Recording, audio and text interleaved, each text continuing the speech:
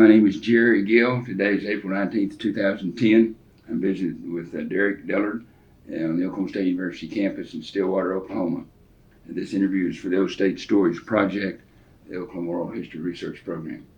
Derick, I appreciate you taking time from your duties as a student to come by and visit with us today. No problem.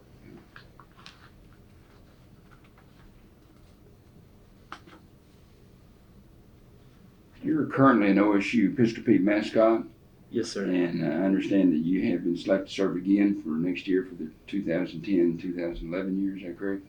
Not yet. A week from Wednesday are the tryouts. I'll find out pretty soon. Okay. We'll be optimistic for you. Okay. All right. You are trying out, obviously. Yes, sir. Well, good luck. But but having a Pistol Pete mascot in the family is not new for your family, is it? No, sir.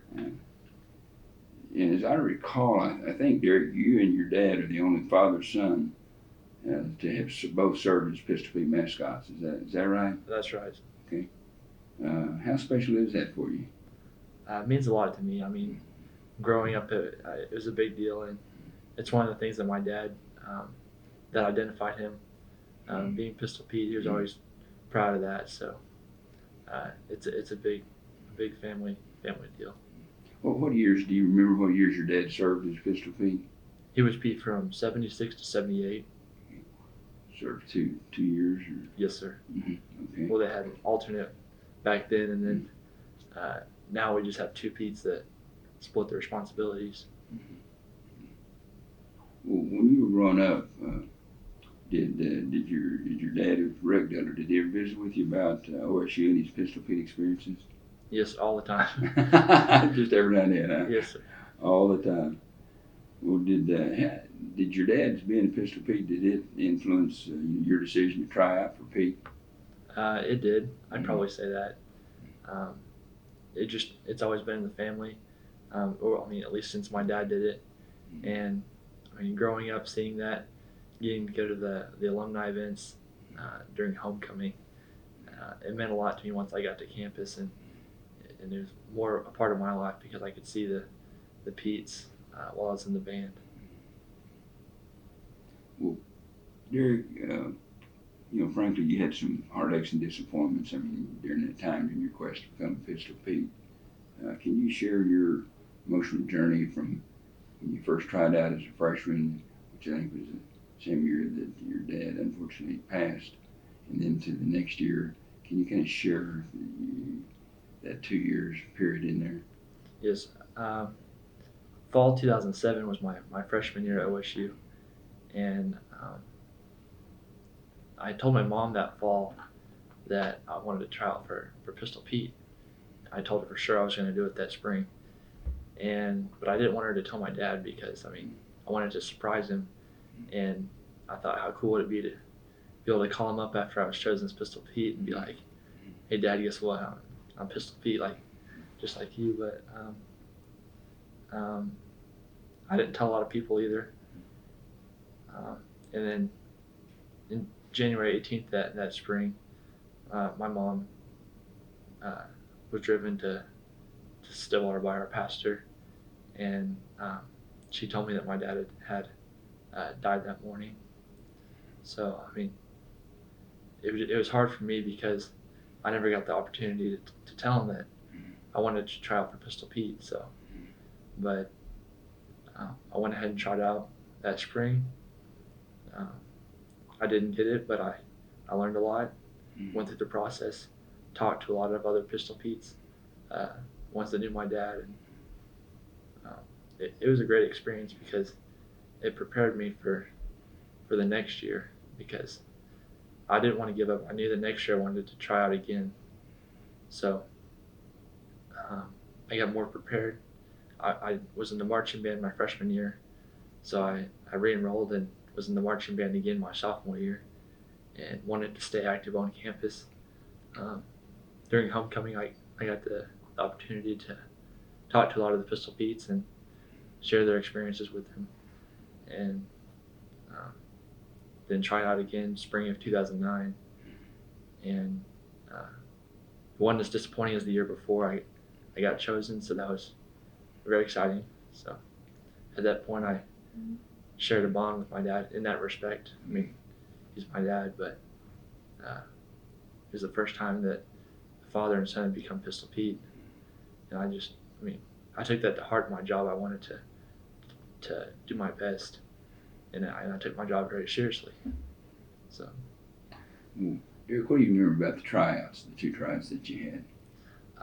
I know the second tryout, I wasn't quite as nervous as the first one. I kind of knew what to expect, so I went in a little more confident. And there's a panel of former Pistol Petes that were the judges, so a lot of them had remembered me from the year before trying out, and kind of said, "Welcome back, glad to see you again." They said they're glad to see that I was trying out again and hadn't given up the first year, but I'm a little more relaxed in the second year around. You're talking about getting prepared, so you had, again, some of the things you did from that first year to the second year to be better prepared. Mm-hmm. What were some things you did? You said you talked to some of the former Petes, for example. Yes, sir. Was that when they had the reunion, when they were the 50th parade year. marshals for the Yes, sir. 5th year anniversary was in Pistol Pete? Yes, sir. Okay. The following fall, after my freshman year trying out, was the 50th anniversary from 1958 to 2008, and I asked if I could represent my dad on the Pistol Pete float, since it was his first homecoming, that he wasn't able to be there.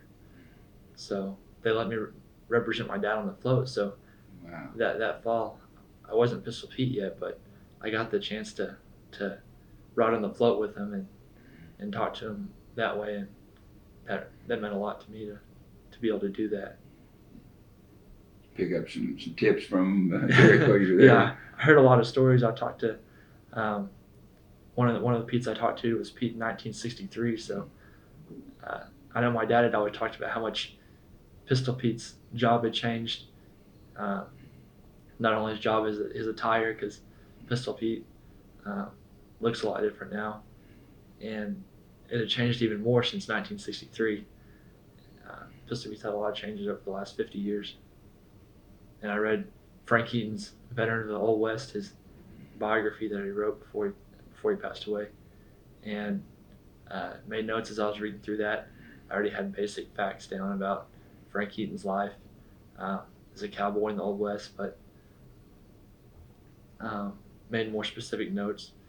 And then it was kind of upsetting because during the tryouts, they didn't ask me a single question about Frank Eaton, so that was a little disappointing. But you were ready, weren't you? Yes, sir. What were some things you were required to do as part of your tryout? Each candidate walks in, introduces themselves as a Pete. They already have a resume ahead of time that we give to them. Each of them have a copy of our resume and our application.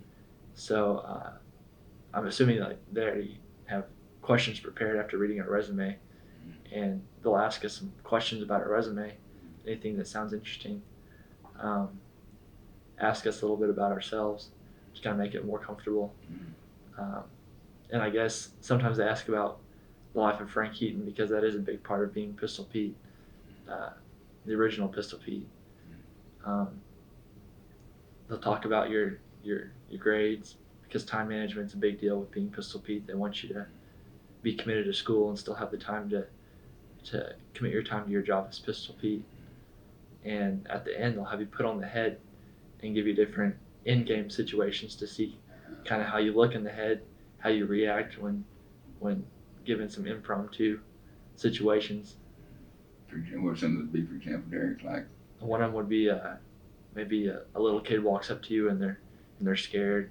I mean, a lot of little kids are scared of Pistol Pete. He's kind of scary looking, but they're fine when he's away in the distance down the field. But once he gets close, he's scary. And they'll say, "What do you do in that situation?"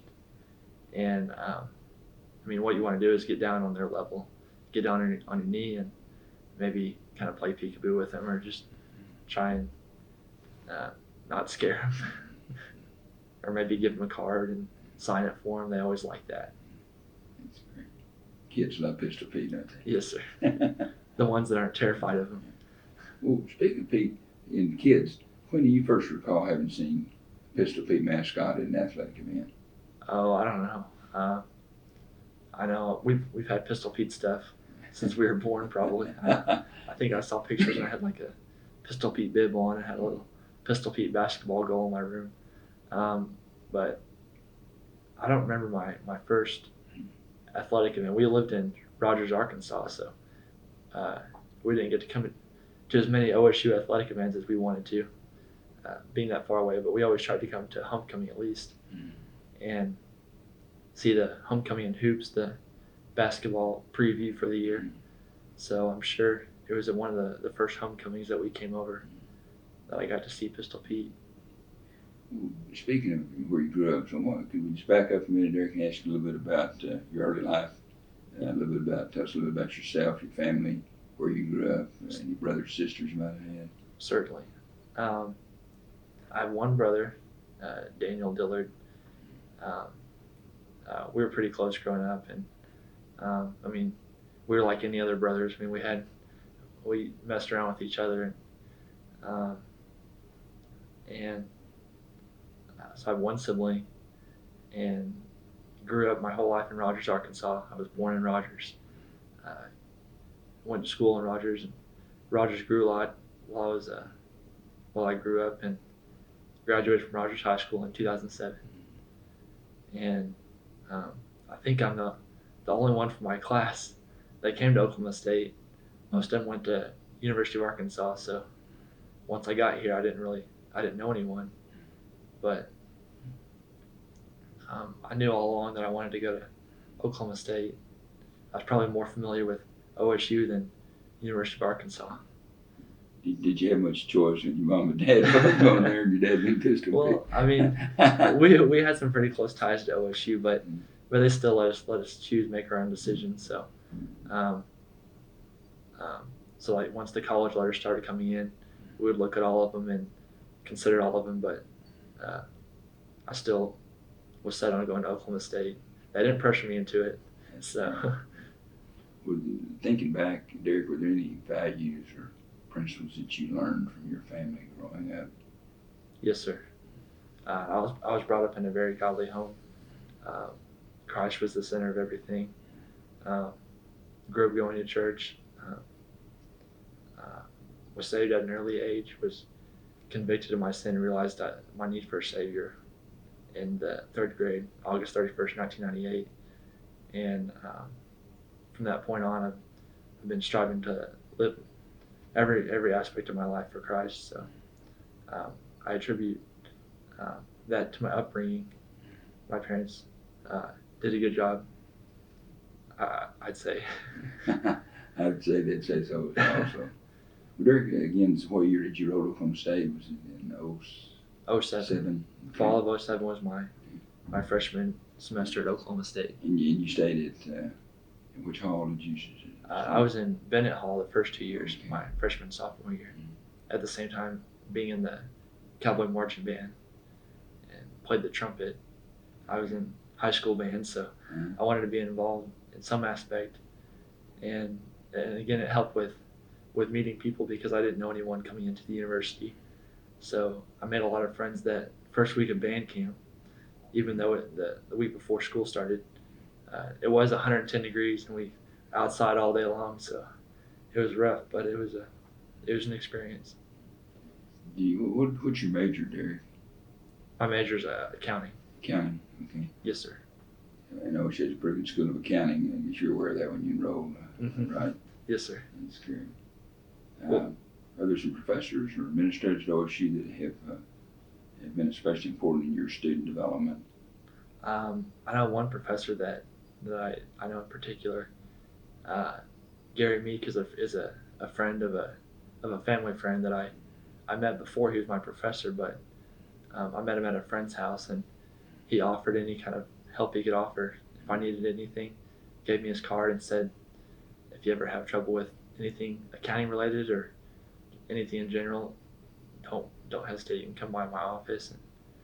And I thought that was really neat. He was my professor. He ended up being my professor later on, but I really appreciated that. Is it Gary Meek? Yes, sir. Okay. Can you tell me about some of your OSHA experiences, outside of Pistol Pete? Are you involved in any other student organizations or activities? I know you've got a lot of constraints on your time, but are there other things you've been able to do? Last semester, actually, the fall of my junior year, I pledged Beta Alpha Psi, which is the accounting fraternity, and the pledgeship involved service hours, so I had more time that I had to do service outside of Pistol Pete.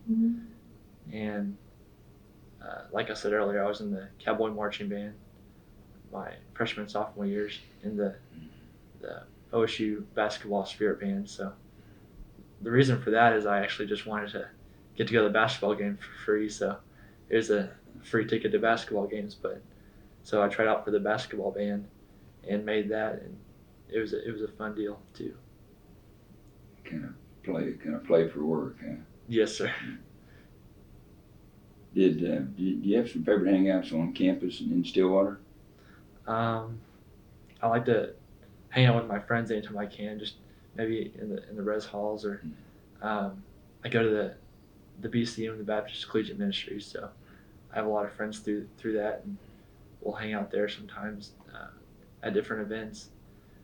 And I know sometimes around town we'll go to Orange Tree, the frozen yogurt, or I guess Orange Leaf, now they changed the name of it. But Hideaway, sometimes I'll go there with some friends. Joe's, some of the typical hangout spots in Stillwater. Talk a little bit about your back to your Pistol Pete activities again. Do you get any compensation for being Pistol Pete? Not for athletic events, but for extra events, requests for weddings and birthday parties. You wouldn't think that Pistol Pete would be asked to go to a wedding reception, but I found out after being Pete, well, I had an idea beforehand, but I really felt the breadth of it once I was Pete, how many people want Pete at their wedding reception or their birthday party or their business opening, any kind of event. I guess people are pretty tied to OSU, their alma mater, and Pistol Pete's a symbol of that, so they'll try and have Pete there. And it's for events like that, they'll pay $50 an hour and then 75 cents a mile round trip to and from the event. So it's not bad compensation. That's great. Well, do you, Derick, obviously the athletic department tells you which events to attend, etc. But for these personal events that you make, do you get to keep your own schedule and book those yourself? Yes, sir. Tracy Whitwer, the spirit coordinator, will get calls all the time about Pistol Pete appearances and emails, and then she'll forward the emails to Josh Bailey and I, the other Pistol Pete this year. And we have email accounts just for Pistol Pete events. That's how many events we've got. We've got one of the first things they told us when we got the job was you need to make an email account just for your Pistol Pete events. So then she'll forward the emails to us, and we'll respond to them when we get them. And it's kind of a first come first served basis. So we'll fill a date, and I usually won't reject an event unless I already have an event that day, or I have a test or class or a conflict like that. But so it's busy just keeping up with the emails and responding to them on a timely basis. How many total events in a year's time do you do in this first year? About how many events did you make? Probably maybe 250 or so, because I know close to every day we have some event, and then some days we'll have more than one event on a day, because especially during homecoming, because there's a lot of alumni groups around campus that want Pistol Pete to come for their alumni and take pictures, and it's a fun time, but it's busy during homecoming. A game day is pretty tough for you, isn't it? That too. A lot of activities. My Saturdays are gone during the fall. Well, so between you and Josh, the two of you make probably more than 500 events a year then. Yes, sir, easily. Wow. Yeah. Pistol Pete is a popular guy. That's for sure. Well, at these events, are there some things that they tell you in the athletic department? I mean, are there some do's and don'ts as Pistol Pete, some behavior expectations? Yes, sir. And they have had Pete's in the past that have kind of pushed the envelope, and that's good to an extent. But and they'll let you know if there's something you're doing that you're not supposed to. But the one thing I was worried about was being on the field when I wasn't supposed to, because that was one of my biggest fears was not getting the team a technical foul or penalty. So I may have been a little overcautious. So, but I try to do anything I can that would get people motivated without doing things that I shouldn't do. What about, for example, you're in public appearances, you're supposed to keep your Pete head on all the time? Yes, sir. Which is funny because growing up, I would see pictures of my dad as Pistol Pete, and a lot of the time he had his head off, and I don't know if it was more informal back then or not, but because I know that, a picture in particular that's in our hallway. It's in the stadium, so he's out in front of everyone, but he's got his head off for the picture. But now they tell us to keep our head on. And I know one time, one of my friends, or maybe it was a former Pete, that talked about waiting until we're all the way inside the tunnel to take the head off because I don't know who told us this, but like a camera caught us just as we were going around the corner in the tunnel, taking our head off before we had gotten completely inside. But yeah, we can't talk, and we keep our head on during events. Are there any things that they especially talk to you about in handling your guns? Not in particular, because I know like we'll go to the OSUPD and it's real informal. They'll just talk to us about basic gun safety, but we didn't take a course like I thought we might once we got to be Pete. But a lot of the job of the judges, the Pistol Pete judges, is being a good judge of character, and I think that plays into a lot of it. But once we do get the job, they take us to the OSUPD and they'll talk to us about gun handling and gun safety and what to do, what not to do. Are any do's or don'ts about pointing your gun at anybody or that sort of thing? Yeah, we don't point our gun at anyone. Anytime we have our gun out, it's always pointed straight up, and we don't really have it out of the holster at all, except for after touchdowns, and it's just pointed straight up because it's still dangerous even though it's blanks. Same with the shotgun. I know sometimes we'll get complaints about it not being at the right angle because the way the stadium is. You've got to have it cocked pretty good in the air because you don't want it even facing the top rows of the stadium.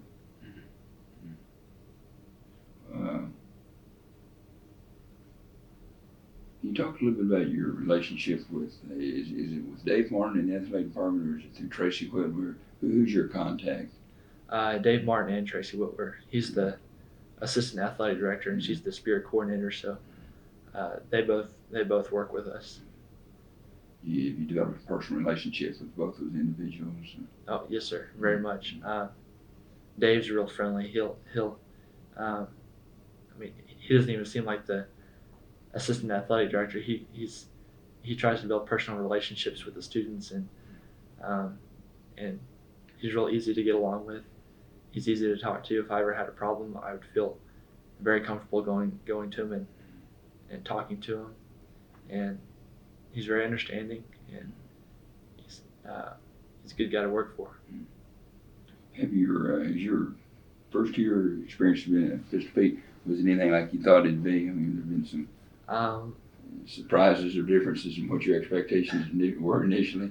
I had some surprises. I know you never know exactly what to expect unless you're put in the situation. But one of the things I looked forward to was going out on the field for that first football game on the Polaris, when we took off across the field on that cart that goes out there. But we practiced, and I kind of knew what to expect. But in events, I had an idea, but not completely. But they made sure right off the bat that we knew it. I mean, that we had the experience that we wanted, because the day after tryouts was our first event, and I had no idea, because I got the job, and then that night one of the Pete's was like, "So you ready for Bedlam softball tomorrow night?"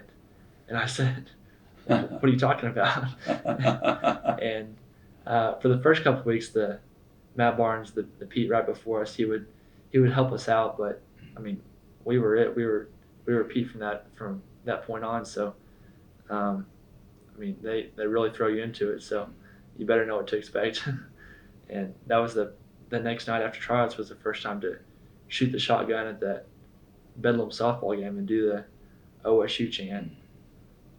Was that so you and Josh were both newbies together? Yes, sir. So you didn't have the advantage of having an older, more experienced partner to help you through some of that, huh? No, sir. But Matt was very helpful in helping us learn the ropes. How was it? As you look back on your first year, Derick, how was it like you thought it'd be? How was it not like you thought it'd be? Well, like I thought it'd be. I knew we had events. I didn't know. One thing I did not expect, that I did not think we would have events such like funerals, and there were some events that I didn't expect going into it.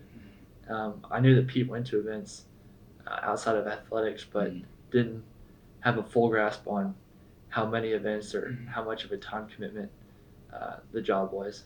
But I learned quickly that summer. I'm glad that they do the tryouts when they do it. It'd be nice not to do it during dead week, because it's already stressful with tests, but I do like the fact that we do it before the summer, because it's so hot outside, and there's so many weddings and birthday parties and events, so you kind of have some experience before football season actually starts, and you're not a new Pete, so to say, by the time the season starts, because you've had that summer of experience. What if there's such a thing as a typical week? What would it be like? I mean, could you kind of walk us through what a typical week could be for Pistol Pete? I know it varies based on the season, but during the football season, pretty much all day on Saturday for home games were taken up, and like I said, homecoming, we had stuff every day.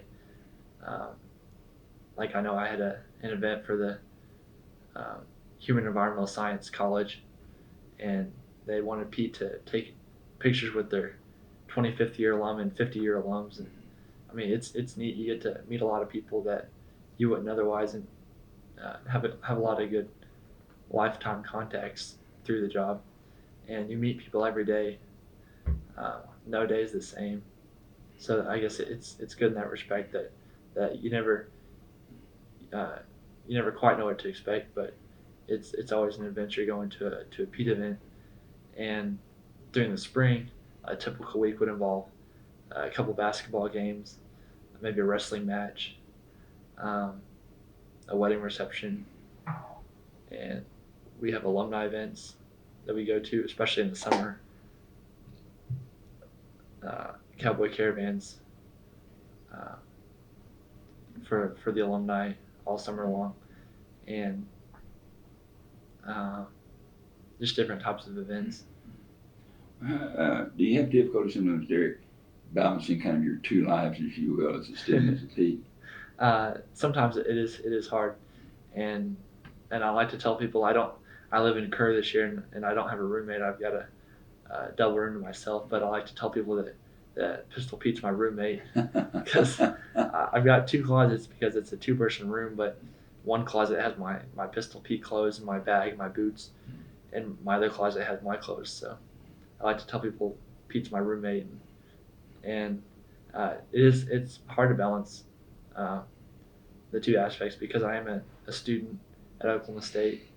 The accounting program's pretty tough, so a lot of tests, and trying to get the time in to study for my test and do my homework, and research projects, and you have to balance your time wisely.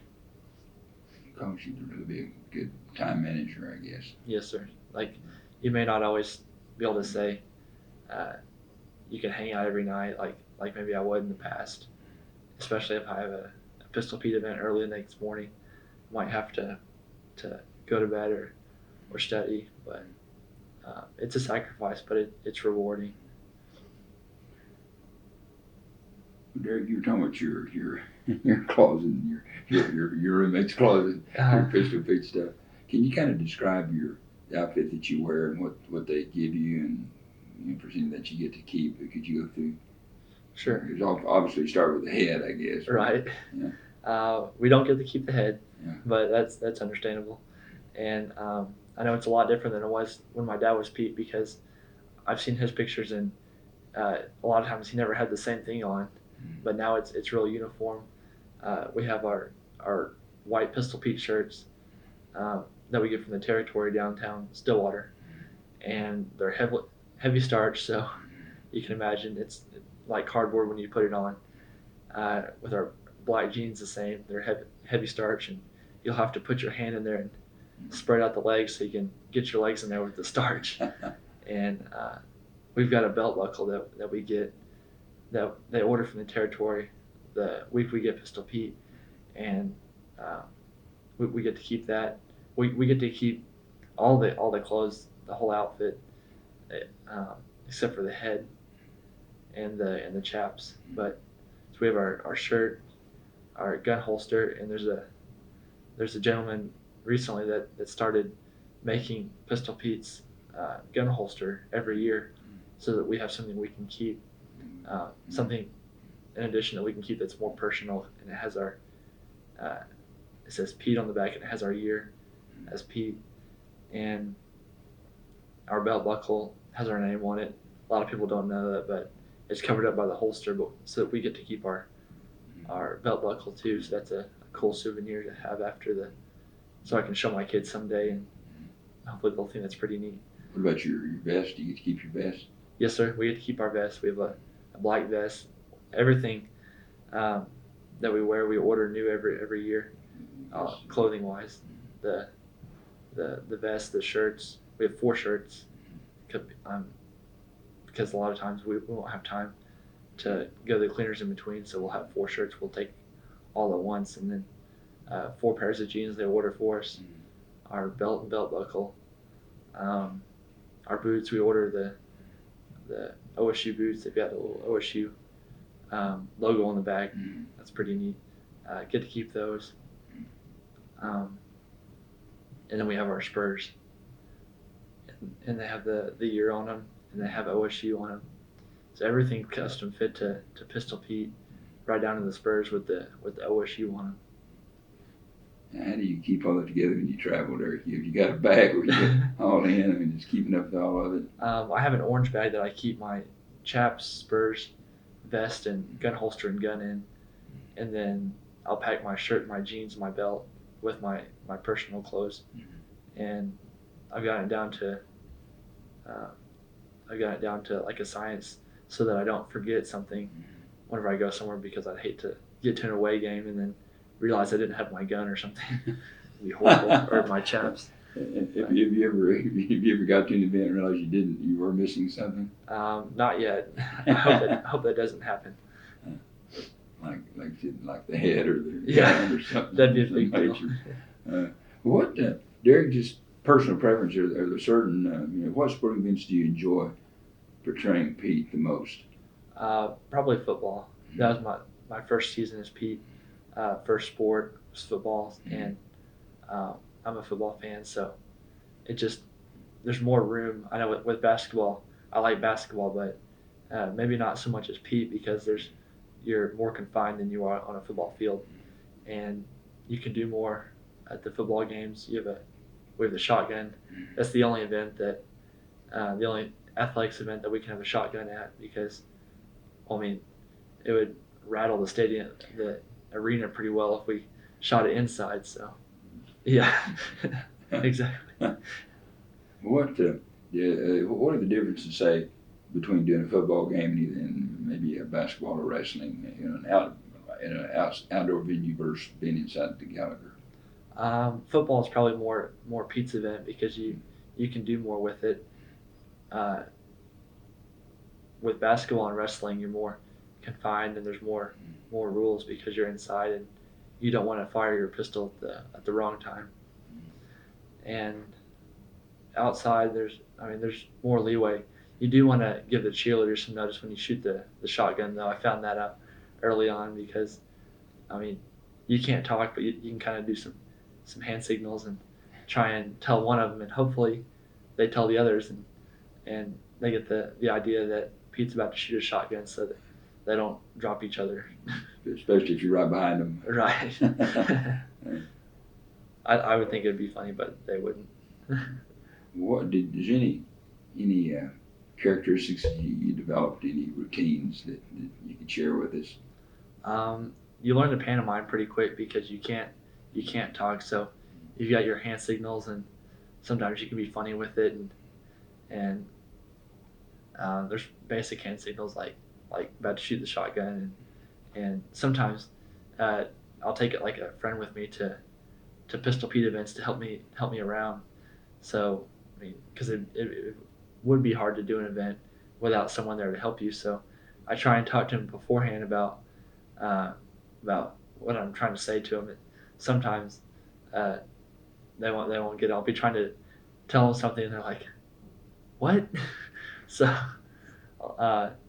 and I if no one's around, I can kind of talk to them. But it's always fun to play with kids because unlike everyone else, they think you're a real person. So you can kind of pantomime with them and play peekaboo or whatever, and give them like a bullet. They like getting the bullets. We'll hand out the shot bullets we've already handed out that we've already shot, and keep those in one pocket.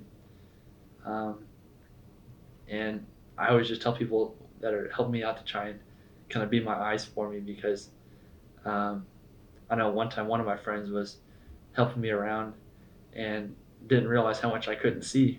And we were on library lawn, and there's kind of a dip at one point, and I didn't see it coming up and almost fell, which would be really bad as Pete. Never fallen, but I don't want to. Kind of help me out a little bit there. Your vision in the head is fairly limited, and do you sometimes have difficulty seeing kids that are, that are young kids that are real short? Unless they're real short and you can see them out the bottom of the head, or they're right in front of you, you can't see them at all because I know I'll be taking a picture with someone and be doing the gun, and it be right in front of someone's face, and they'll be like, I mean, usually they'll help you out and try and position you to where you can see people, and or whoever's helping me out will be like, Pete, you got a kid to your right, so then you can kind of know where they're at. But It seemed like I was talking to one Pete was talking about he kind of swung his hands sort of exaggerated style when he was walking. He said a lot of it just to feel, like if there was a kid or something from you walking, or there's an object there, if you're swinging your hands kind of in front of you and you'll feel things for you. Did you ever have to go through something or develop some techniques to make sure you didn't trip over something or fall? Yes, sir. I would do that, especially with walls. That's a good way to know where walls are, and a lot of times people are moving, so it's kind of hard to tell while you're walking if there's a kid. Usually you can see him before you get to him out the front, but you don't want to kick small children because you kind of don't want to make people give people a negative view of Pete the rest of their life. So, how is first of all, let me back and ask this question: what personal characteristics of Frank Eaton do you try to portray in your public appearances? Is there certain emotions or things that when you think about him, you try to pantomime or to act out? Just being like a rugged cowboy type. I know Pete's a lot different than the other collegiate mascots in that he is a real person. He's based on a real person. So a lot of times Pete doesn't do flips or go as crazy, partly because Pete's head weighs 45 pounds, and that kind of sets him apart in the world of mascots. But just the characteristic of Pistol Pete, because he is based on Frank Eaton, might not do the same things as other mascots, but once he gets around people, he's popular, and people always want Pete to sign stuff, and I'm sure people always wanted Frank Eaton to sign stuff and tell stories. Pistol Pete, though, the current mascot, can't tell stories like Frank Eaton did. You kind of have to guess what he's talking about with his, he's trying to talk with his hands, but I try and represent Frank Eaton well as Pistol Pete. How does kind of picking up on your thoughts about Frank Eaton, historical Pete? Does that make him special? You think from other mascots because you're actually portraying a person who actually was alive, living legend? Yes, sir. It makes it more personal, and I actually found out after the fact that after I got Pistol Pete that I'm related to Frank Eaton on my mom's side.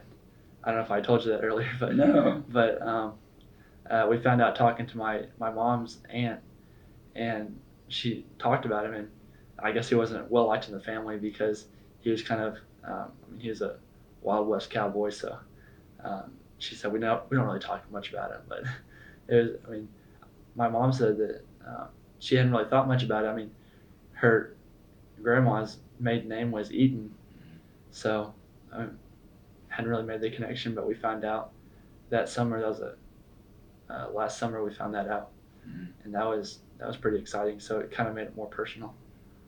So what do you recall what your grandmother's relationship to Frank Eaton was?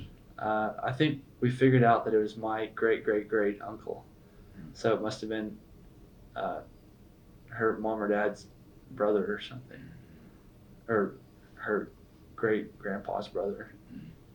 I want to research it more and find out more about it because I thought that was interesting. I hadn't heard that about my family. Well, how does Pete better capture the spirit of the university and the public and other school mascots? Pete's an icon, so like everyone knows that Pistol Pete, Oklahoma State, and a lot of mascots might have other mascots, and it may not be a big deal. I mean, I'm sure it is, but I don't have the experience of being around mascots or the experience of knowing more of the process that other mascots go through. But I know that Pistol Pete is, at least among alumni, is very recognizable and represents the university in a positive way. Well, how does Pete, sort of picking up your thoughts a little bit, Derick, how do you think he captures the spirit of Oklahoma State University and the state of Oklahoma?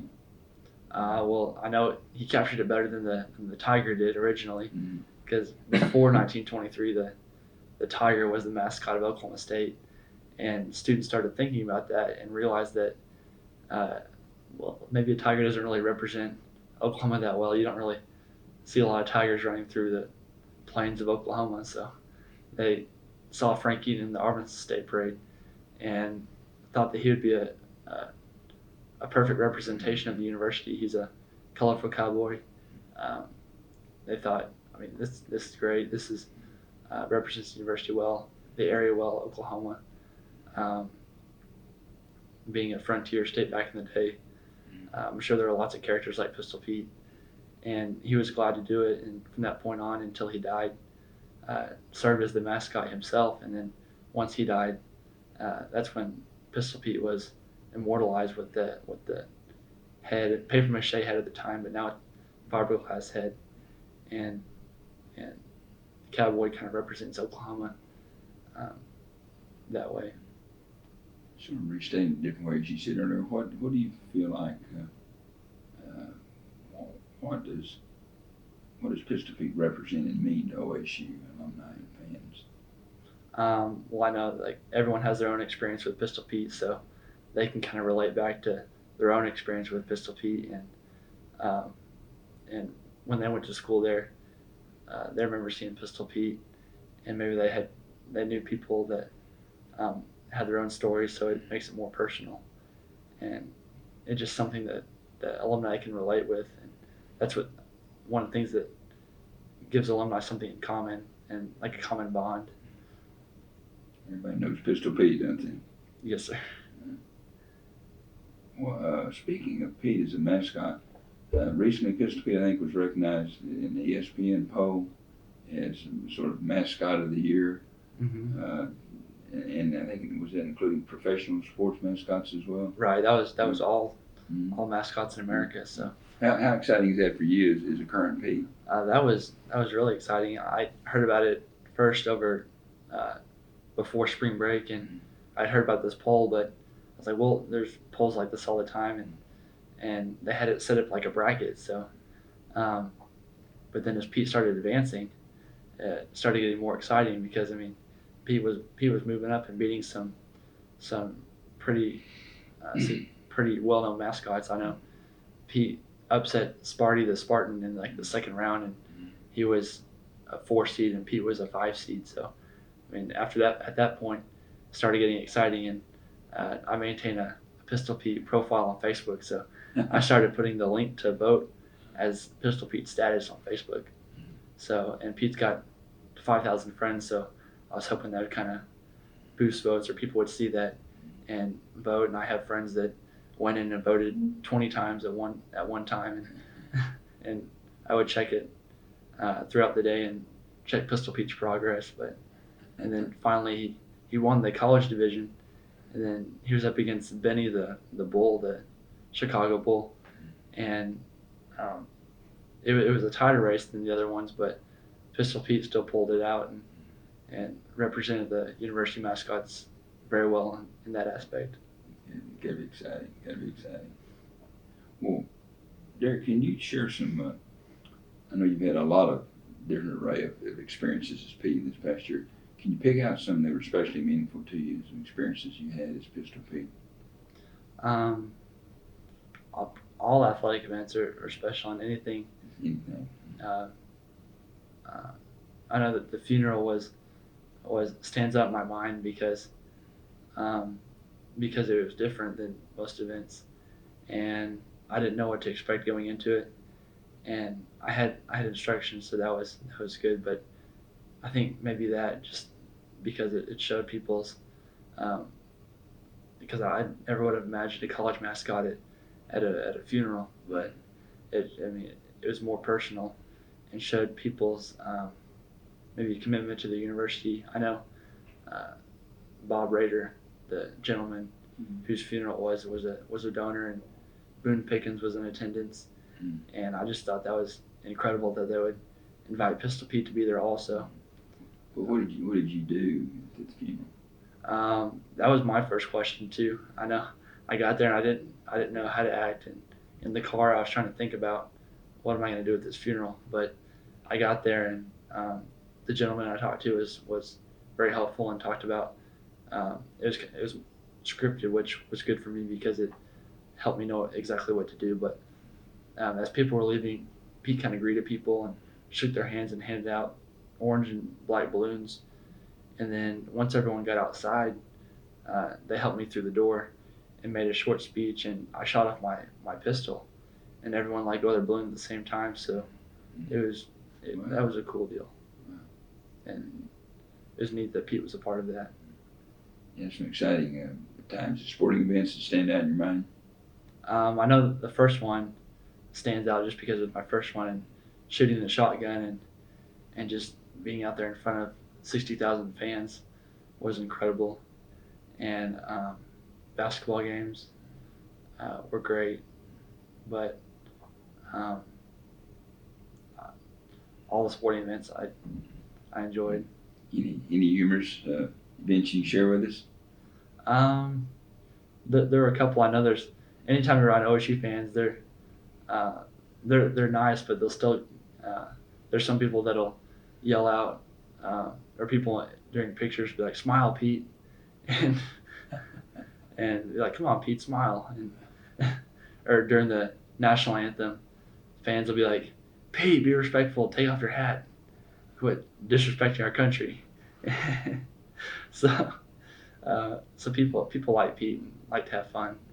I know one not so memorable in a good way experience was I'll be at like an alumni I think it was a cowboy caravan, and this lady came up to Pete and was talking to Pete and wanted a picture, and she was a real short lady, and she was smoking her cigarette, and I was like, oh, this is gonna be bad. And the smoke from her cigarette was going up in Pete's head, and I mean, Pete can't talk, so I didn't know what to do about it.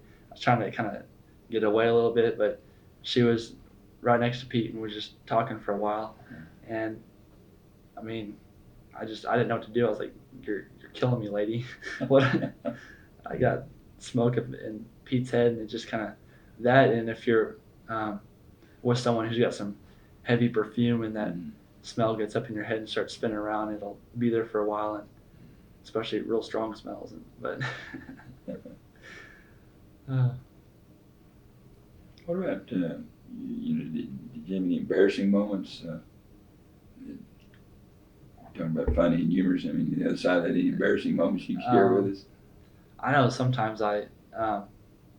during the Baylor women's basketball game, one of my first games, and they had told me the rules, and they just said don't shoot your gun while the ball's in play. So I mean, I made sure I followed that rule. I didn't shoot it while the ball was in play, but maybe right after a foul was called, and the ball wasn't in play, and I still argue this, and I would shoot my gun. Maybe if it was if the students were upset and they thought it was a bad call, and I'd shoot my gun, and after the play, and one of the refs came over, and I think the Baylor coach was complaining to her, and that's why she came over, but and said, "Sir, you can't do that in here. You can't shoot your gun." And I mean, I knew that the ball wasn't in play. I saw the ball in the ref's hands, so and then Leroy, the cheer coach, came over and was asking what she had told me, and I told him that she told me not to shoot my gun, and he just told me flat out, just don't listen to that, just don't worry, I'll take care of it. As long as you're shooting your gun and the ball's not in play. I think the Baylor coach was just a little upset. We were beating him. Tell us about your interaction with OSU fans, especially children. Kids are real fun. Some of them, you never know what exactly to expect, because even kids of the same age group, some will be completely horrified of Pete and just won't have anything to do with Pete.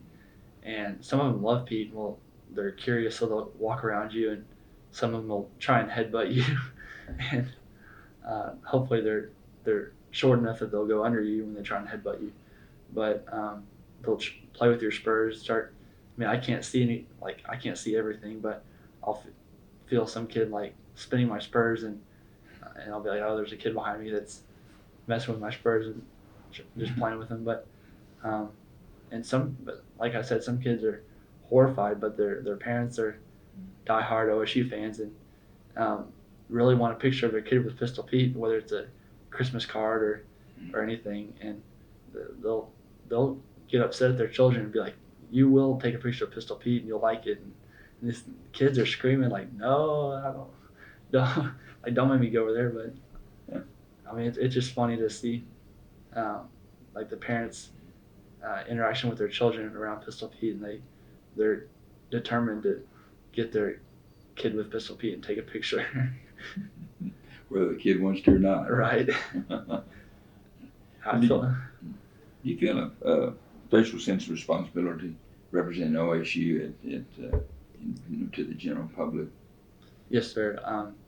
It's a huge weight to carry, and I am conscious of what I'm doing anytime I put the head on, because not only am I representing Pistol Pete, but I'm representing the university and anything associated with the university. So I try and think about it that way, and try and conduct myself in such a way that would reflect upon the university in a positive way. There's a special bond between former Petes, and you don't have to be around them very long to understand that. And I understand, as you said earlier, you had the opportunity to be around some of the Petes at the reunion. You're talking 50-year reunion. Can you share what you learned from this experience and from these former Petes? Yes, sir. Well, anytime you're around any former Pete, and I knew this just being around my dad growing up and seeing him interact with people, that all Pete's have their own stories they want to tell, and every Pete thinks they're like the greatest Pete, so they always have these awesome stories to tell, and it's fun to listen to and compare stories and hear the funny ones and the not so funny ones that I mean, because anything is I mean, some events are some events like push the envelope and aren't as great, but they're memorable in that respect. But it's just fun to be around the Pete's and hear their stories. What do you think is the collective legacy of the former Pistol Petes? What legacy have they left? Each Pete has like their trademark, like they'll have their own thing that they do, but they try and leave the university with something positive for Pistol Pete. They want to add to his character, but still represent Frank Eaton in the way he would have wanted it. But every Pete tries to put his own spin on it, and it's always interesting. Have you tried to think about how you portray Pete as sort of a trademark that you, not that you want to stand out, but just as you've evolved in this first year? Mm-hmm. Is there a certain way that you portray Pete that's sort of special to you? I try and come up with like my own way to portray Pete, but a lot of times I'll, like I was looking at the Petes while my freshman and sophomore year in college and trying to get an idea of how Pete reacted in certain situations. But I've been kind of like before I was Pete, I would take note of Pete's in different situations and try different things and find out what worked and what didn't work, whether it was trying to communicate with someone or just changing things as it came about. Derick, we were talking about you were sharing with me kind of what you thought collectively the legacy of the Pistol Petes was. What about your legacy? How do you hope Derick Dillard will be remembered as Pistol Pete? I want to be remembered in a good way. I don't want to have any negative memories. I know.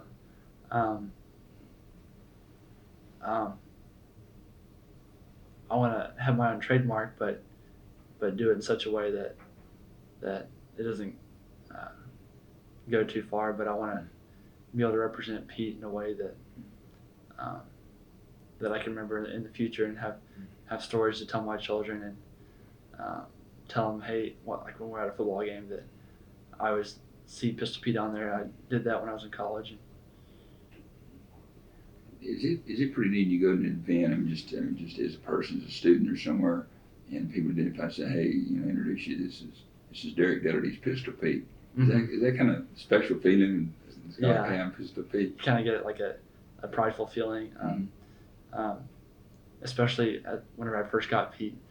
People would introduce me as that, and I would forget, like not forget, but I would just, be like beaming with pride because, like when we have our jeans and our shirt on, it says Pistol Pete on the cuff, and you just kind of want to walk around, and especially after events, people want to talk to the actual person who's the mascot too. So they'll say, like whether it's a wedding or something, why don't you like go ahead and go change and then come back up here and we'll hang out and get you a plate of food to eat. And I meet a lot of people that way too, and build a lot of relationships and contacts that I'll have in the future.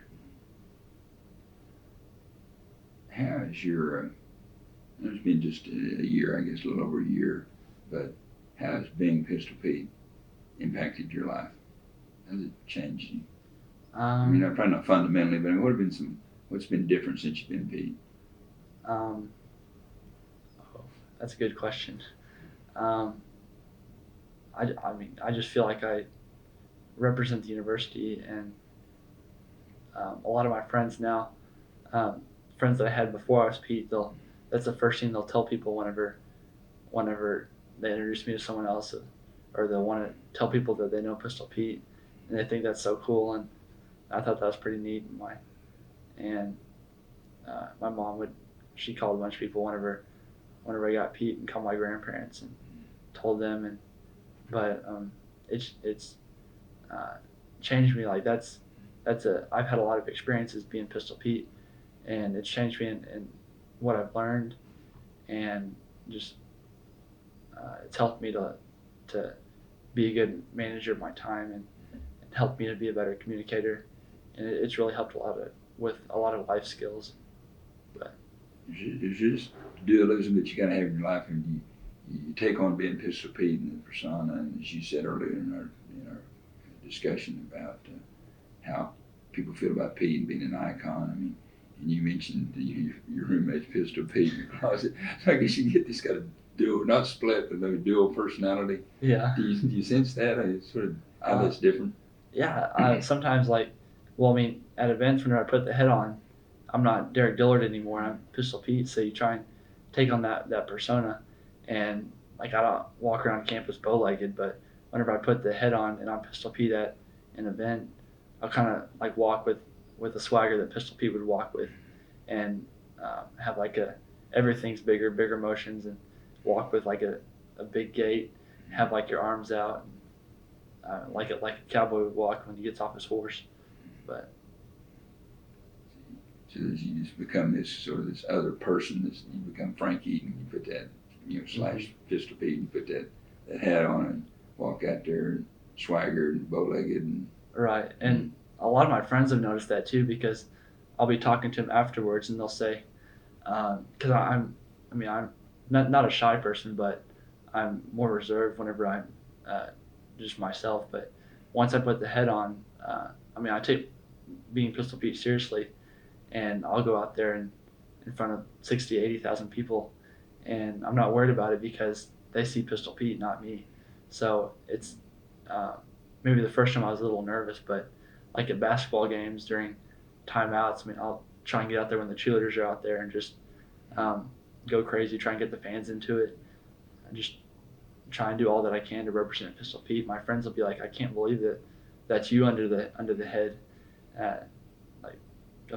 Pistol Pete's an outgoing person, so you have to represent him in such a way, and it's fun doing that. You get a rush of adrenaline. You get excited once a game starts, and it's time for Pistol Pete to go out there and do his thing. But especially after you shoot a shotgun, you just get a rush seeing all those people respond to that, and everyone knows once the shotgun goes off, they're looking for Pete to start the O, the S, the U, and they'll watch you while you're doing that, and it's pretty neat. It just gives you this license to be this other person. Exactly. Kind of the wild side of Derick Dillard gets to come out. Yeah. What would you tell an OSU student or a young person who's thinking about being Pete? I would say be outgoing, go to as many things as you can, meet a lot of people, try and just try and represent yourself in such a way that you would just have a demeanor about yourself that would be the character of Pistol Pete, and don't be afraid to meet new people, try and be involved on campus, and know about the history of Pistol Pete in Oklahoma State, and just prepare that way. Would you encourage them to go for it? Try out? I would if they're devoted to it. If they really want to do it. It's definitely a once in a lifetime experience, and I recommend it. Well, let's talk about the other side of it for a minute, though. Just be honest. There's a lot of sacrifices and a huge commitment you make to be a Pete. And could you talk about some of the sacrifices that you and other Petes have to make in their lives, in their student lives, to be Pistol Pete? Like I said earlier, a lot of times you can't go out with friends every night if they're hanging out. If you have a test you need to study for that you couldn't study for earlier because you had a Pistol Pete event, or if you have something you have to be at early in the morning, you've got to get in bed so you'll be ready. And then I live out of state, so a lot of my friends will go home every other weekend. But being Pete, if there's an event over the weekend, or if there's an athletic event that you have to be at, you can't go home as often, and you might go home once a semester, once a year for Christmas, but that's about it. You're always on the move. And I know over spring break we were before spring break we had the tournament, and then I was at home for the Big 12 basketball tournament. Big 12 basketball tournament, and then Then I was at home for a day, and then came back to Stillwater to leave to go to Milwaukee for the NCAA tournament. And you're always on the move. It's an experience, but it takes a lot of sacrifice, and you have to know for sure that that's what you want to do. What about being under that head? I mean, we're talking about being kind of neat, but we're talking 45, 50 pounds or something that, in some days, I mean, it's hot. You're outside for, you being in late spring. I mean, it's physically demanding as well, isn't it? It is. And in high school, I did sports. I ran cross country and track, and I think that really helped me a lot with the endurance. And then once I was Pete, over the summer, I would try and run when it was at the hottest part of the day to try and get used to those first couple of football games, because it is like 95 degrees, and then down on the field it's even hotter. And when you're doing stuff all day long, and you've got to keep hydrated but also be in shape for that, and just be prepared ahead of time. You wouldn't want Pistol Pete passing out or anything. How many pounds would you lose with sweat? You talking about football players, you losing 10 or 15, even 20 pounds in a ball game. In a day's time, that heavy long sleeve shirt and vest and chaps and Pete head, I mean, I guess you probably lose a lot of weight, don't you? I'm sure. I've never weighed myself before and after. I wish now that I had weighed myself before and after, and try and see, because after I get back, my shirt's like completely soaked in sweat, especially for those first couple games or any kind of summer appearance. So I think if I get Pete again, I'm gonna weigh myself before, and then go through the day and do just what I would normally do, and then weigh myself that night. I bet it's 5 pounds difference. I'm asking, you're in accounting. I mean, really a tough curriculum. What kind of grade point average do you have? Right now I have just over a 3.5. Wow. So, and so you do all the Pete activities, and then do all the classroom stuff, and all the travel and study, and I mean, you still maintain over 3.5 in accounting. Yes. That's pretty awesome. Thank you. My goal was to have a 4.0 in college, but with band and Pete and all my activities, I wasn't able to do that. But I'm still trying to keep a good balance in my extracurricular activities, in my schoolwork. But and putting in my words, Derick, we just talked about that earlier in our conversation. You literally, I mean, truly have to make some sacrifices. There's some things that you don't get to do that some other students do. I mean, just the hangout time, sort of the goof off time, and or even being in leadership activities and other organizations that you might want to be a part of. But you have to forego some of those things, don't you? That's right. Yes, sir. Any regrets? I don't regret any of it. I mean, being Pistol Pete has its own rewards, and I mean, I love the job, and it's very rewarding and means a lot to me. Let me, as we get towards the end of our interview, I'll give you a chance, Derick, to think back. I know some of these questions catch you cold, but going back through our conversation earlier, to rethink through some of your special moments, I want to ask you to follow up on some things. One is, when you're out on the field, and occasionally there'll be sort of the interaction with other mascots. I've heard some interesting from other former Pistol Pete's kind of interactions. Some not always pleasant. Can you share any of your memories or interaction with other mascots? I've met most of the mascots of the opponent before the game started, and surprisingly, I kind of expected more conflict, more of a kind of a interaction, at least to play it up for the fans beforehand. But whenever I talked to them beforehand, I mean, they're real nice guys, but I know I talked to the Baylor Bears before, and we talked to them beforehand. There's two of them also, and we kind of decided what we would do beforehand. And I mean, we had like a good relationship with them, but we didn't want the fans to know that.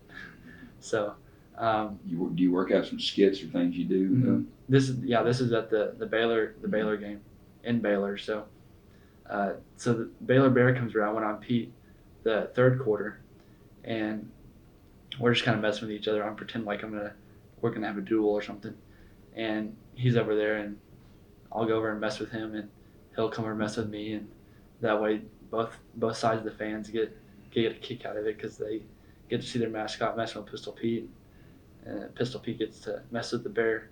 But then something that caught Josh and I both off guard is just during the game, we're on one sideline. We look over to the opposite sideline, and we look over there, and I'm like, Josh, do you see that? And he's like, yeah. I don't know if that's, I don't know, didn't expect that, but they had a real bear on the sideline.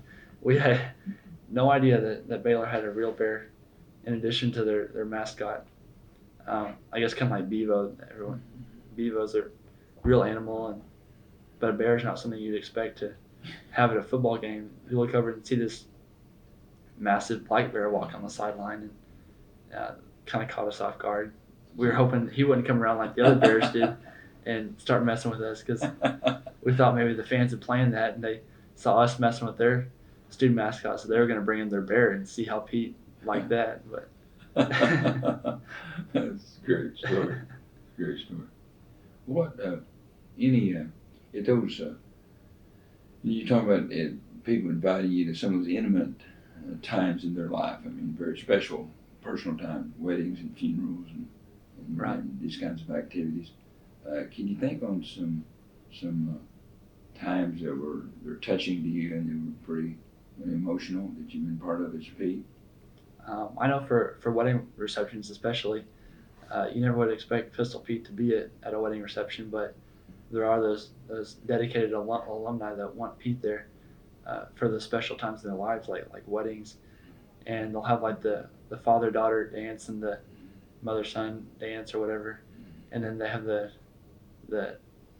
bride and Pistol Pete dance, which most weddings you don't have that, but they'll have a dance for the bride and Pistol Pete to dance, and the bride kind of has to lead because Pistol Pete can't see. So I know I was dancing with a bride one time, and I mean I couldn't see anything. They had the lights going, so there's lights spinning all around the inside of the head, so I'm kind of disoriented. But the bride kind of whispers to me, she says, "Pete, we're getting close to the end of the dance floor. We need to kind of go the other way." So we didn't like walk off the dance floor. I mean, I don't know whether she was expecting Pete to lead, but Pete can't see anything, so she kind of had to lead. But I just thought that was special because here are these families that have Pistol Pete at their wedding receptions, and they don't know you personally, but I mean, it's almost like you're part of their family. And Pistol Pete, them being an alumni of the university, it's almost like Pistol Pete is a member of the family, and that meant a lot to me and showed me how much like people like hold OSU close to their heart. I mean, so much to have Pete at their wedding reception. But It's this other persona we're talking about, this second personality, where they'd like Derick Dillard if they knew him, but they know it's this Pistol Pete that they have this high regard and affection for and special feeling about. Right, and you get to share that with them. Is that kind of what you're saying? Right, exactly. Because I mean, Derick Dillard's still there, but you get to see what Pistol Pete means to people representing the university. So you get that firsthand experience and get to see Pete in the lives of Cowboy fans. Looking back in your first year, what have we not talked about, Derick, that you want to mention that would help someone viewing your interview here several years from now? Are there some other things you'd want for us to talk about that we haven't maybe brought up? Just about the job as Pistol Pete, or I mean, it's a different experience. Nothing that I've ever been able to relate to in the past. I know it's a once in a lifetime experience, and it'll mean a lot going into the future because I probably have a stack of business cards this thick, just people that I've met, and it means a lot just because of the position you're in. You get to meet these people that you otherwise wouldn't. So you get to build a lot of relationships like that outside the job.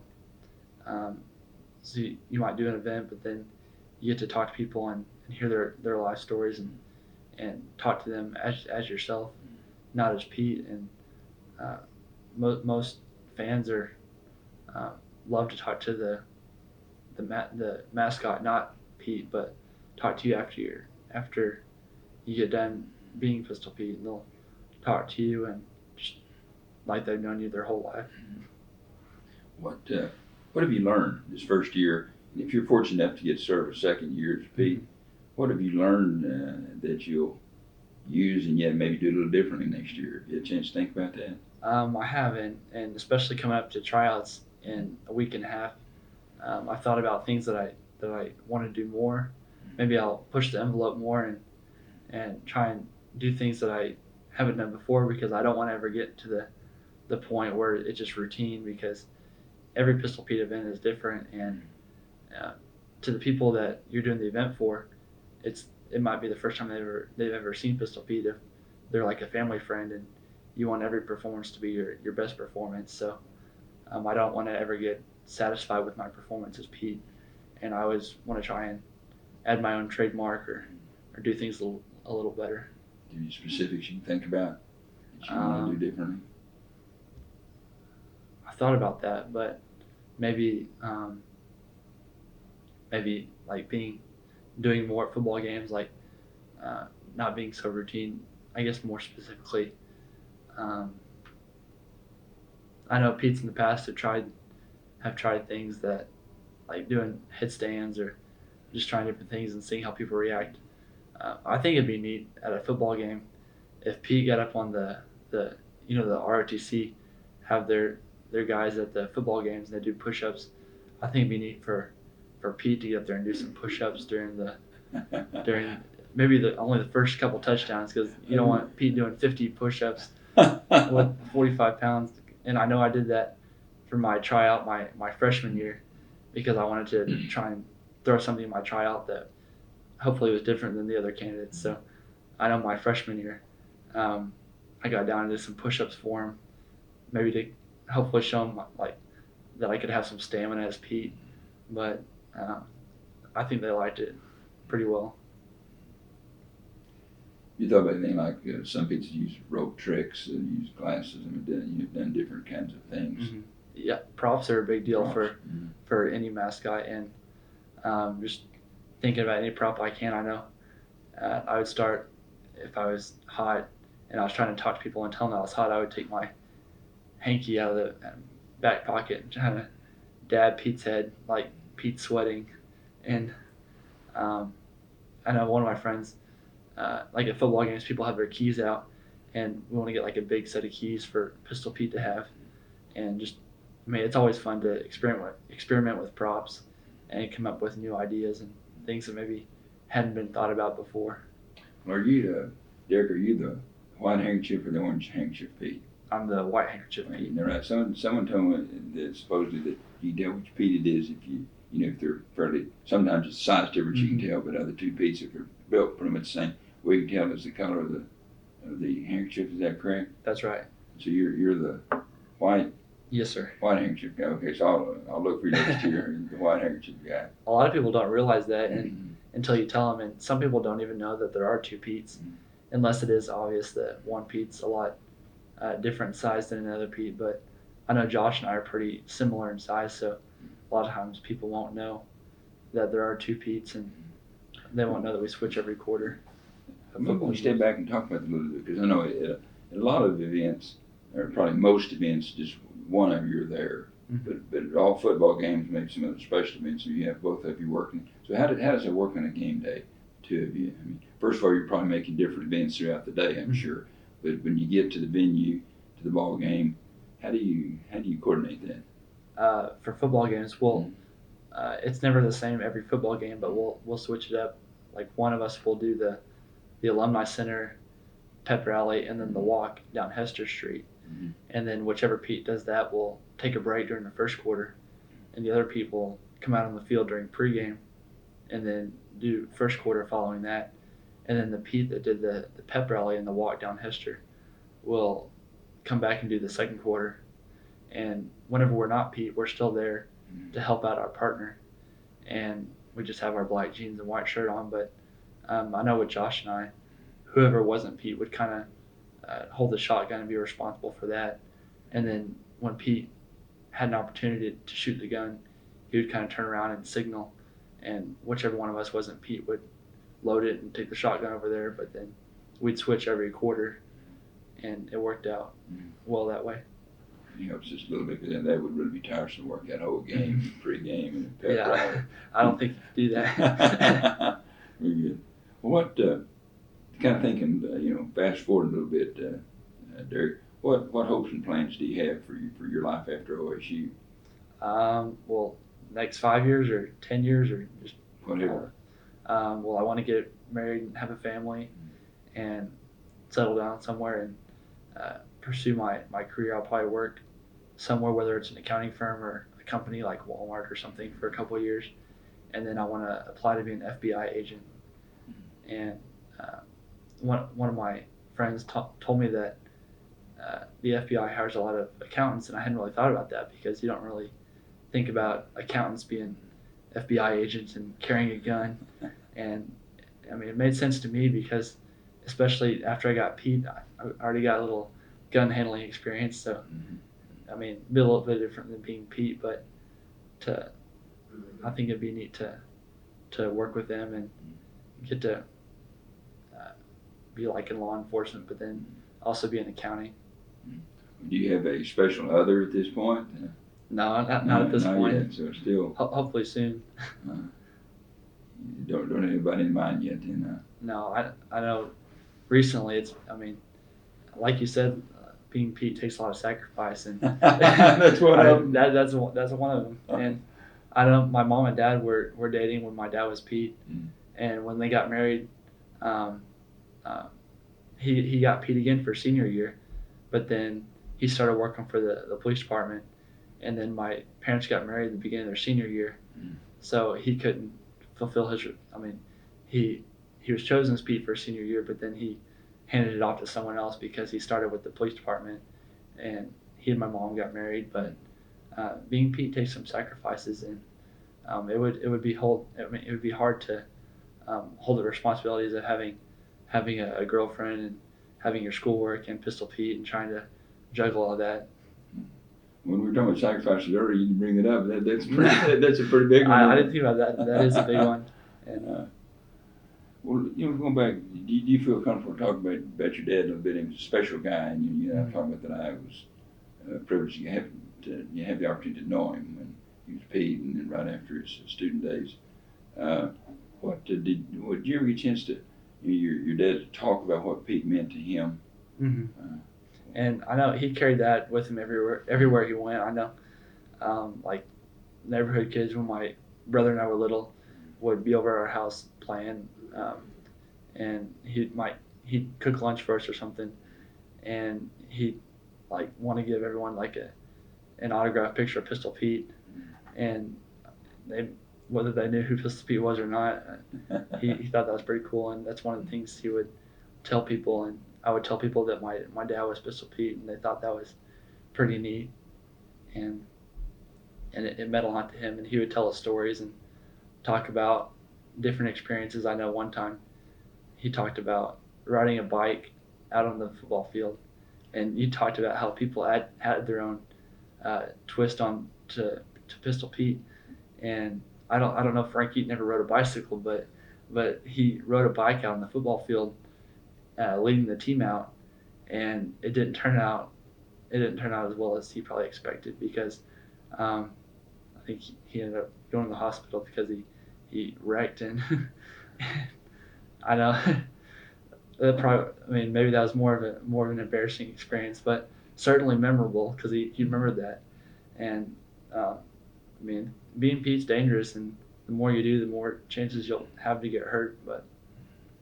And I know he talked about realizing after a while that he didn't have to smile for pictures, because I mean, no one could see your face. You could do anything you wanted to, and they wouldn't know it, because he would be smiling for pictures and then think, "Wait a minute, I don't have to smile for this picture. They can't see me." Do you think you would have applied for Pistol Pete if your dad hadn't been a former Pistol Pete? Maybe I wouldn't really know that unless I were put in that situation, but I still had a lot of school spirit, and I was in the marching band, and I really enjoyed that. So who knows? Maybe. What would you don't mind me asking that maybe personal question, but things that turned out a little bit differently for you? What would you told your dad when you got accepted? I don't know. I probably would have come up with something to tell him on the phone because I was planning on it being a surprise. So um, um, I probably would have tried to. I mean, because the way I had it planned out, I wasn't even going to tell him that I was trying out, so he wouldn't even be expecting a phone call. And hopefully, my mom could keep the secret from him. But I would probably tell him. I'd probably try and lead up to it, not say it all at once, but just uh, kind of see how he'd react to it. But I think that would have been pretty special. Derick, any additional information or thoughts about your Pistol Pete experience that that you'd like to share with us or that we haven't talked about? I think it's a great experience. I'll have this for the rest of my life, and it's a great chance to represent the university. And I know I'll look back on this uh, as an alumni coming back and be able to tell my children about it, and hopefully they'll think it's cool that their father and their grandfather were Pistol Pete. Not that I would pressure them to go to OSU Or to be a Pistol or to Pete. be a Pistol Pete, um, but it's certainly a big part of my life, and I've learned a lot from it. I appreciate very much taking the time. It's been a great opportunity to find out about you as a person and you as Pistol Pete. Thank you, sir. Derick, just before we sign off here again, you and I were talking off air a little bit about some memorabilia you have of your dad's, particularly business cards. Can you share a little bit about that? Mm-hmm. When I went home for Christmas, I came back with some of my dad's pictures as Pistol Pete, and I had a business card of his with one of his pictures, and I have business cards as Pistol Pete too that athletics provides us with, and it was cool kind of comparing how it's changed from 1976 to 2010, and see just see his stuff and compare it to what I've got, and I'll exchange business cards with people that I meet during Pistol Pete events, and kind of keep a note on the back of the card of the event, so I can kind of have that for record and for memory, and it's easier to think about an event, keeping track of that and keeping organized. What are some of the things you have on your Pistol Pete business card? On our business card, it's folds up and it's got our name, and then our title said Pistol Pete Mascot, and it has our contact information, so it'll have your real name. It'll have okay. So it'll say Derick Dillard and have Pistol Pete Mascot. It's got the little OSU logo. It'll have our contact information, our Pistol Pete email, our cell phone number, anything people would need to get a hold of Pistol Pete to make an appearance. Do you have a website? Well, not a website really. Well, I mean, there is a Spirit website, but I have my Pistol Pete email on the business card. Did you ever thought about having Pistol Pete website? Well, Pistol Pete's kind of got a website on the Spirit website, okay. But if you click on Pete, there's a list of all the. If you go to OHRP.com, and you click on Pistol Pete, there's a list of all the former Pistol Petes, and I think there's a little biography of Frank Eaton and a video clip that you can read, but it's pretty neat. How does the card that you have used today as Pistol Pete, how does it differ from one your dad had? It's really not a whole lot. I mean, I was surprised that they had business cards back then, but I mean, it might not. It doesn't fold. It's a little lighter paper, and it has like an office number, which surprised me because I didn't think Pete had an office. So, I mean, it's similar in a lot of ways, and obviously they didn't have a website or an email back then, but it had the address and my dad's contact information. Do you have some of your dad's memorabilia that you have your mother at home or something? I mean, what are some of those items that you have?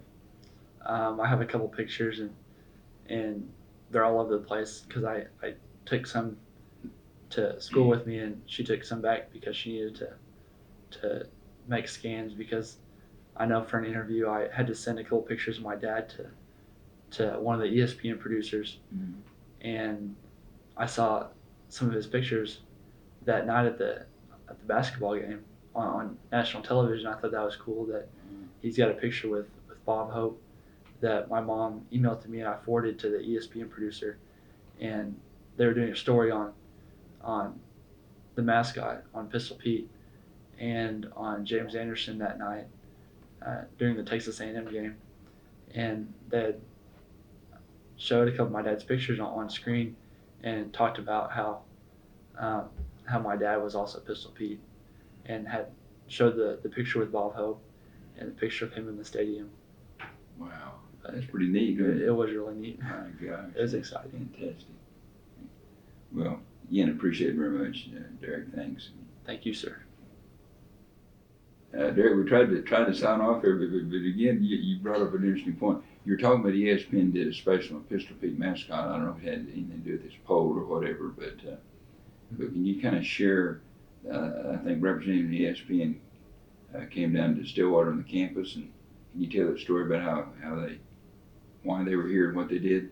Yes, sir. For one of the basketball games when ESPN was here, they were doing a story on the man behind the mask, Pistol Pete, and they asked if they could follow me around campus. And I mean, I had checked my voicemail earlier. I had a missed call, and it was from an ESPN producer, and I was like, I didn't notice the area code, so I looked it up, and it was a New York number. So I thought, well, that's strange, and so you think maybe this was a hoax when you first got it? Yeah, I didn't know what it was, and so I called him back, and he wanted to have one of his cameramen follow me around campus for the day, and kind of go to class and get a couple of shots. And I tried to think of some things that I could show as being part of the day of Pistol Pete, and I knew I needed to go to the cleaners to pick up Pete's dry cleaning.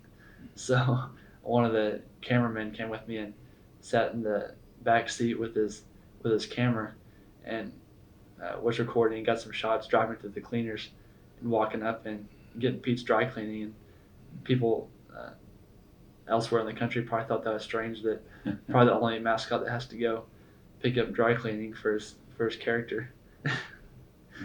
And so they got some shots of Pistol Pete's day, and then earlier they'd asked for some pictures of my dad as Pistol Pete, because they had found out that he was Pistol Pete also, from 76 to 78.